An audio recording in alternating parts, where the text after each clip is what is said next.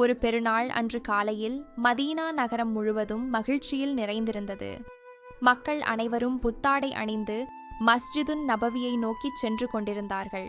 நபிகள் நாயகம் ஸல்லல்லாஹு அலைஹி வஸல்லம் அவர்களும் மகிழ்ச்சியுடன் நடந்து சென்று கொண்டிருந்த போது சாலையோரம் ஒரு சிறுவன் அழுதபடி தனியாக அமர்ந்திருப்பதை கண்டார்கள்.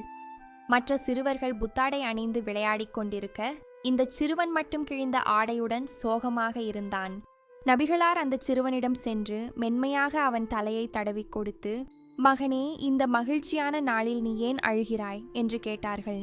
அந்த சிறுவன் அழுது கொண்டே சொன்னான், என் தந்தை ஒரு போரில் இறந்துவிட்டார், என் தாய் மறுமணம் செய்து கொண்டார், என் வளர்ப்பு தந்தை என்னை வீட்டை விட்டு துரத்திவிட்டார், இப்போது எனக்கு உணவும் இல்லை, உடுக்க உடையும் இல்லை.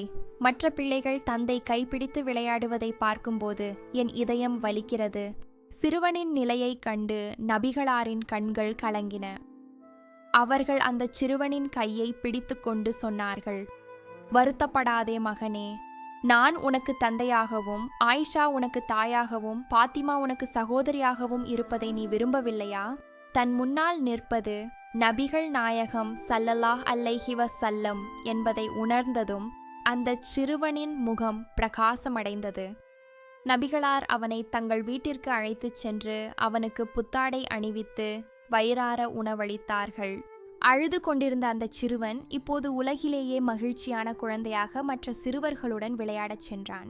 நபிகள் நாயகம் ஸல்லல்லாஹு அலைஹி வஸல்லம் கூறினார்கள், நானும் அனாதையை பராமரிப்பவரும் சொர்க்கத்தில் இப்படி இருப்போம் என்று கூறி தங்களின் இரு விரல்களை இணைத்துக் காட்டினார்கள்.